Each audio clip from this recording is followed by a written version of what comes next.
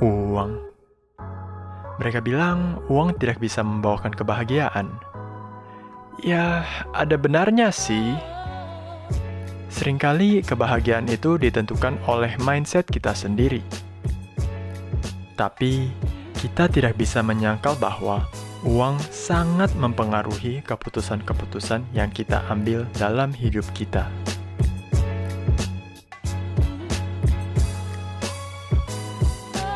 Pernah nggak sih kalian memilih untuk melakukan sesuatu yang sebenarnya kalian nggak suka, tapi kalian melakukannya karena bayarannya lumayan? Saya yakin banyak dari kita pernah mengalaminya. Tapi coba kalian bayangin deh, kalau misalkan sekarang tabungan kalian di bank setiap bulannya bertambah 10 juta, otomatis tanpa kalian perlu kerja. Kalian sekarang bakal ngapain sih? Apakah kalian akan stay di pekerjaan yang sama? Atau kalian akan fokus dengan hobi kalian sebenarnya? Uang tidak bisa membawakan kebahagiaan absolut. Tapi, dengan adanya uang, kita bisa fokus melakukan apa yang kita benar-benar gemari tanpa perlu khawatir nanti mau makan apa. Kesadaran itulah yang membuat banyak orang mulai mengejar yang namanya kebebasan finansial. Definisi kebebasan finansial mungkin berbeda bagi setiap orang.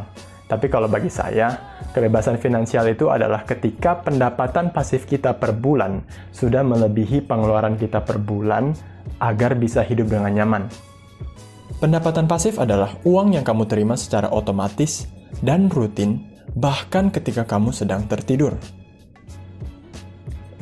Pendapatan pasif ini bisa kita peroleh dari investasi, yaitu menghasilkan uang menggunakan uang yang telah kita miliki. Kenapa pendapatan pasif itu begitu penting? Karena kita tahu kita tidak bisa bekerja selamanya. Suatu hari nanti kita bisa saja kehilangan pekerjaan atau jatuh sakit, sehingga kita tidak lagi memiliki pendapatan aktif atau gaji untuk membiayai kehidupan kita.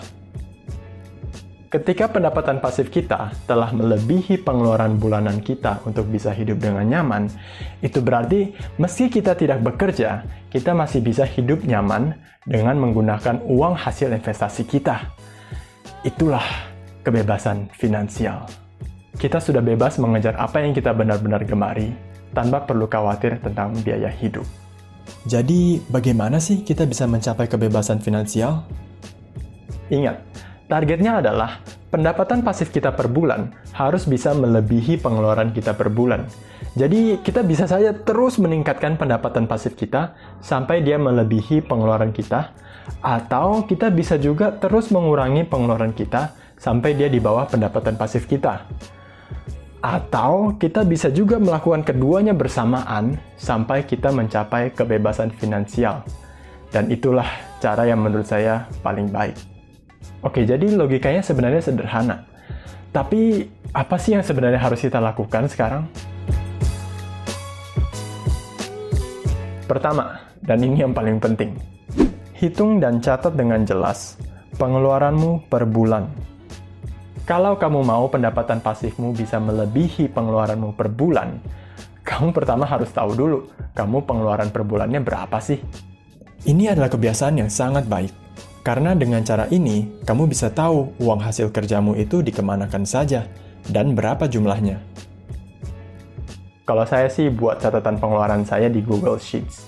Dia itu kayak Microsoft Excel online yang bisa kita akses juga lewat HP. Jadi setiap kali saya belanja, saya selalu buka Google Sheets di HP saya dan langsung catat. Hari ini tanggal berapa, keluar uang berapa, dan untuk apa saja. Nah, setelah membuat catatan pengeluaran seperti itu, biasanya langsung ketahuan tuh, pengeluaran mana aja sih yang sebenarnya nggak gitu penting, tapi memakan isi dompet kita. Contohnya, cemilan. Biasanya pas kita membeli cemilan ya, kita ngerasa, ya udahlah 10.000 doang, atau ya udahlah 20.000 doang, nggak banyak. Tapi pas dilihat catatan pengeluarannya per bulan, baru tuh sadar, waduh, bulan ini udah keluar 400.000 buat ngopi. Kan lumayan juga ya. Dan kalau kalian tahu apa yang namanya compound interest, kalian bakal sadar kalau 400.000 itu bisa saja jadi jutaan rupiah di kemudian hari kalau kalian investasikan sekarang. Kedua, Miliki cadangan darurat sebanyak 6 kali pengeluaranmu per bulan. Cadangan darurat ini berguna sebagai bantalan kita ketika kita tiba-tiba, amit-amit, jatuh sakit atau kehilangan pekerjaan kita. Ini penting sekali. Dengan adanya cadangan darurat 6 bulan, kita jadi tidak perlu panik when shit happens. Karena kita punya cadangan uang yang bisa kita pakai untuk membiayai kehidupan kita selama 6 bulan. Jadi dengan kata lain, ya setidaknya kita punya waktu 6 bulan untuk mencari mata pencaharian yang lain. Kalau kalian merasa 6 bulan itu tidak cukup, ya tingkatkan saja, sesuai dengan rasa kenyamanan kalian. Tapi ingat, dana ini harus kalian amankan, dan hanya boleh digunakan dalam kondisi darurat. Dengan adanya dana darurat ini, kita akan jauh lebih lega dan tenang dalam kehidupan kita sehari-hari. Ketiga, mulai berinvestasi. Tujuan dari investasi adalah menghasilkan harta menggunakan harta yang kita sudah miliki. Inilah sumber pendapatan pasif. Investasi ada banyak macam. Misalnya deposito, reksadana, saham, sewa properti, buat konten YouTube, dan lain-lain. Saya tidak akan bicara banyak tentang investasi di video ini, agar videonya tidak terlalu panjang. Tapi, yang perlu kalian perhatikan dari investasi yang kalian ambil itu adalah rate of return-nya.